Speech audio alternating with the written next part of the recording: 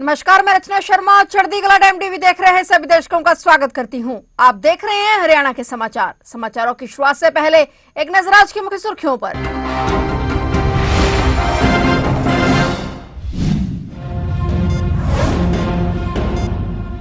गुरुग्राम में उद्यमियों के साथ प्री बजट कंसल्टेशन मीटिंग। मुख्यमंत्री सैनी की अध्यक्षता में हुई प्री बजट बैठक। मुख्यमंत्री ने आईटी एवं आईटीएस क्षेत्र के उद्यमियों से किया संवाद।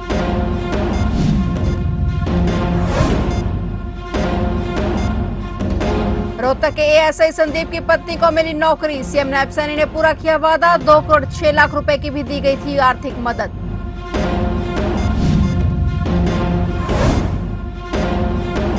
धर्मनगरी कुरुक्षेत्र पहुंचे राहुल गांधी। राहुल गांधी जिलाध्यक्षों को पढ़ा रहे सियासी पाठ। सुरक्षा के कड़े इंतजाम।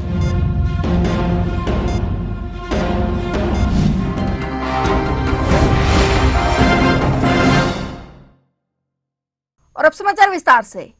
वित्त मंत्री होने के नाते मुख्यमंत्री नायब सिंह सैनी लगातार स्वयं प्री बजट बैठकों का नेतृत्व कर रहे हैं और इसी के तहत गुरुग्राम में मुख्यमंत्री नायब सिंह सैनी की अध्यक्षता में प्री बजट बैठक आयोजित की गई। इस अवसर पर सीएम सैनी ने स्टार्टअप्स, आईटी एवं आईटीएस क्षेत्र के उद्यमियों के साथ प्री बजट कंसल्टेशन मीटिंग की। बैठक का मुख्य उद्देश्य पूरे प्रदेश के लिए संतुलित और समावेशी बजट तैयार करना है। बैठक में मुख्यमंत्री नायब सिंह सैनी ने आईटी एवं आईटीएस क्षेत्र के उद्यमियों से सीधा संवाद किया। सीएम ने उनसे प्रदेश के विकास के लिए विभिन्न तरह के सुझाव मांगे। सीएम ने इन सुझावों को बजट में शामिल करने का आश्वासन दिया।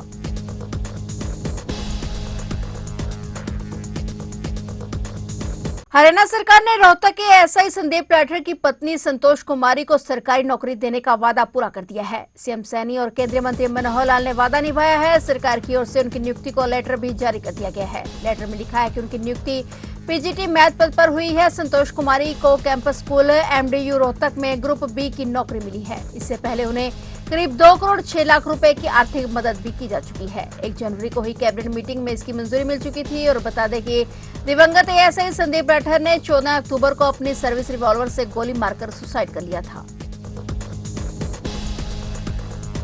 कांग्रेस के वरिष्ठ नेता और लोकसभा में विपक्ष के नेता राहुल गांधी आज हरियाणा के कुरुक्षेत्र पहुंचे। कुरुक्षेत्र पहुंचने पर राहुल गांधी सीधे पंजाबी धर्मशाला पहुंचे। जैसे ही राहुल गांधी कार्यक्रम स्थल पर पहुंचे, कार्यकर्ताओं ने कांग्रेस पार्टी जिंदाबाद और राहुल गांधी संघर्ष करो के नारे के साथ आसमान गूंज उठा। और सूत्रों के मुताबिक राहुल गांधी यहां पार्टी के संगठन को मजबूत करने और आगामी रणनीतियों पर चर्चा करने के लिए हरियाणा और उत्तराखंड के जिलाध्यक्षों के साथ बैठक कर रहे हैं। इस प्रशिक्षण कार्यक्रम के जरिए कांग्रेस जमीनी स्तर पर अपनी पकड़ मजबूत करने की तैयारी में है। राहुल गांधी के आगमन को लेकर सुरक्षा के कड़े इंतजाम किए गए। राहुल गांधी के साथ हरियाणा प्रदेश अध्यक्ष राव नरेंद्र सिंह, प्रदेश प्रभारी बीके हरिप्रसाद, उत्तराखंड प्रभारी कुमारी शैलजा, पूर्व मुख्यमंत्री भूपेंद्र सिंह हुड्डा, रणदीप सिंह सुरजेवाला मौजूद रहे। कुरुक्षेत्र की पंजाबी धर्मशाला में संगठन सृजन अभियान के तहत कांग्रेस पार्टी का 10 दिवसीय 2 राज्यों के जिलाध्यक्षों का प्रशिक्षण शिविर चल रहा है। यह प्रशिक्षण शिविर 13 जनवरी से लेकर 22 जनवरी तक चलेगा। इससे आज हरियाणा और उत्तराखंड के जिलाध्यक्षों को प्रशिक्षण देने के लिए राहुल गांधी कुरुक्षेत्र पंजाबी धर्मशाला में पहुंचे।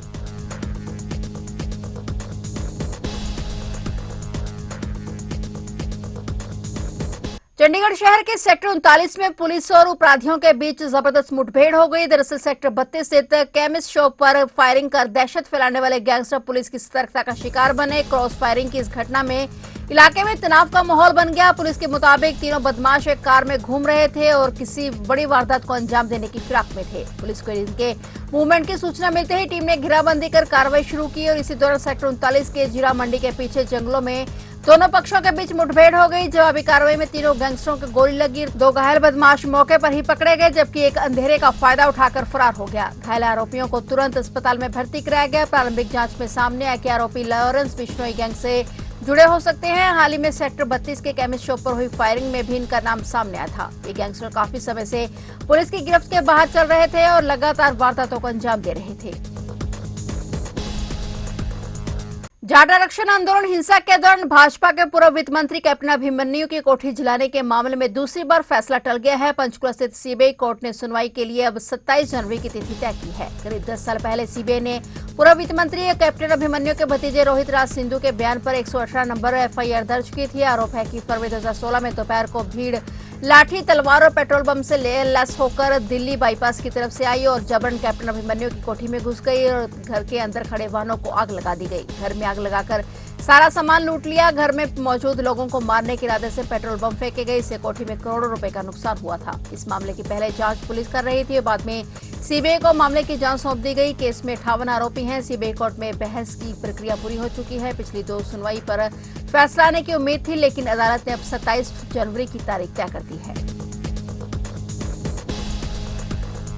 हरियाणा में चिराग योजना के तहत दाखिले से वंचित रह गए छात्रों को बड़ी राहत मिली है। स्कूल शिक्षा निदेशालय ने लंबित और अपात्र घोषित किए गए निजी स्कूलों के लिए चेकिंग पोर्टल दोबारा खोलने का फैसला लिया है। ये पोर्टल 23 से 30 जनवरी तक खुला रहेगा। यह निदेशालय द्वारा सभी जिला शिक्षा अधिकारियों को जारी आदेश में बताया गया है कि शैक्षणिक सत्र 2025-26 के दौरान 10वीं कक्षा के परिणाम घोषित होने में देरी हुई है। जहां दाखिला प्रक्रिया पहली से 30 अप्रैल 2025 तक निर्धारित थी और वहीं 10वीं का परिणाम 15 जून 2025 को घोषित किया गया। इस कारण कई पात्र छात्र चिराग योजना के तहत तय समय में दाखिला नहीं ले सके। शिक्षा विभाग का मानना है कि इससे वास्तविक रूप से पात्र छात्रों को योजना का लाभ मिल सकेगा। शिक्षा निदेशालय ने यह भी स्पष्ट कर दिया है कि 276 निजी स्कूलों को कुछ कक्षाओं के लिए पात्र और कुछ के लिए अपात्र पाया गया है। शिक्षा विभाग के इस निर्णय से उन छात्रों और अभिभावकों को राहत मिलने की उम्मीद है जो समय सीमा के कारण चिराग योजना से बाहर हो गए थे। विभाग का कहना है कि यह कदम योजना के उद्देश्य के अनुरूप है ताकि किसी भी पात्र छात्र को तकनीकी कारणों से लाभ से वंचित न रहना पड़े।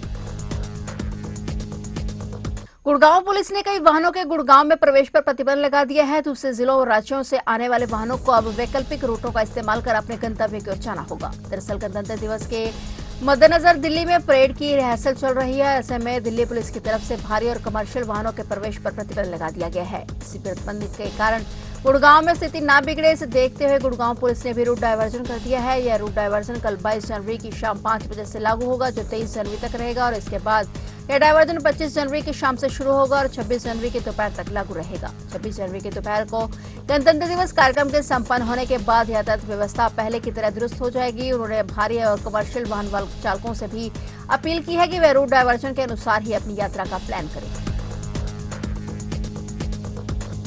फतेहाबाद जिले के रेतिया क्षेत्र के गांव महमदकी में युवक की कस्सी से गर्दन काटकर हत्या करने के मामले में पुलिस ने खुलासा कर दिया है। युवक की हत्या उसके पिता और भाई ने ही करवाई थी। इसके लिए गांव के ही 2 लोगों को 1,20,000 रुपए दिए गए। पुलिस ने फिलहाल मृतक के भाई तरणप्रीत सिंह और पिता अवतार सिंह को गिरफ्तार कर लिया है। पंजाब से हत्या के आरोपी भी पकड़ लिए गए हैं। उनको पंजाब से फतेहाबाद लाया जाएगा। पुलिस उनके नामों को उसके बाद खुलासा करेगी। बता दें कि गाँव महमदकी में खेत के कमरे में युवक की डेड बॉडी मिली थी और युवक की गर्दन कस्सी से काटी गई थी। युवक का 15 दिन पहले ही रिश्ता हुआ था और 5 महीने बाद उसकी शादी होनी थी। एएसपी दिव्यांशी सिंगला ने मामले का खुलासा करते हुए बताया कि युवक जगविंदर सिंह अपने हिस्से की जमीन लेकर अलग रहना चाहता था और इसी जमीनी विवाद के चलते उन्होंने जगविंदर सिंह की हत्या की साजिश रची। इसके बाद गाँव के ही 2 लोगों को 1,20,000 रुपए दिए गए और उन लोगों ने कस्सी से 18 जनवरी को जगविंदर की हत्या कर दी थी।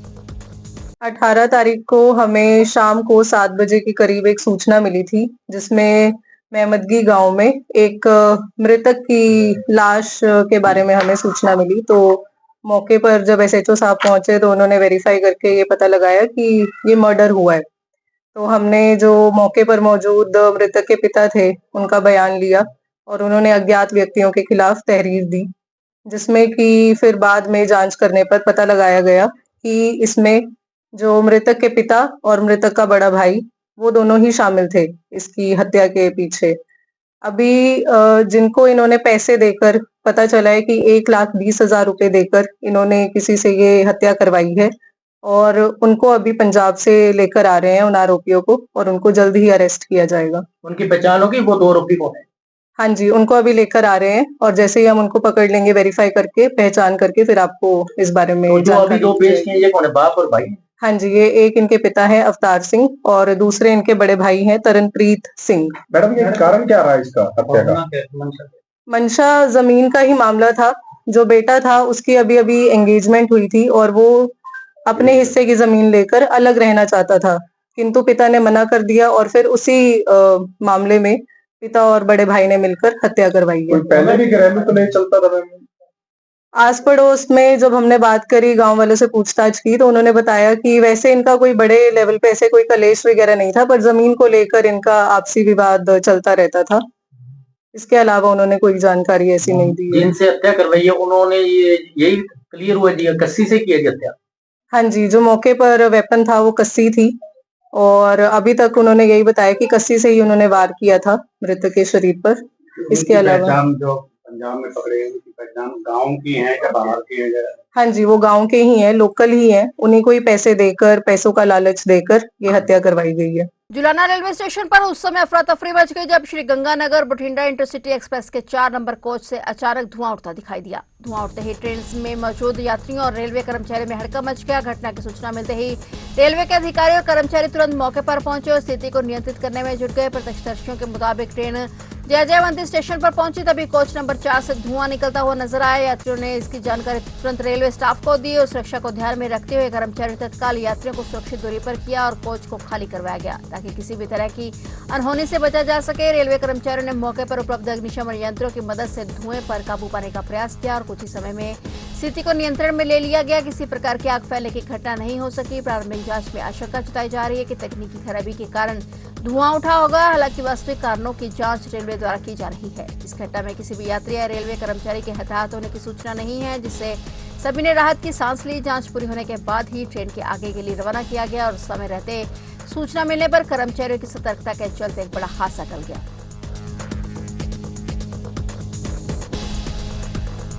फिलहाल हरियाणा के समाचारों में इतना ही और नए समाचारों के साथ फिर से हाजिर होंगे। तब तक के लिए देखते रहिए चढ़ती कला टाइम टीवी और मुझे दीजिए इजाजत।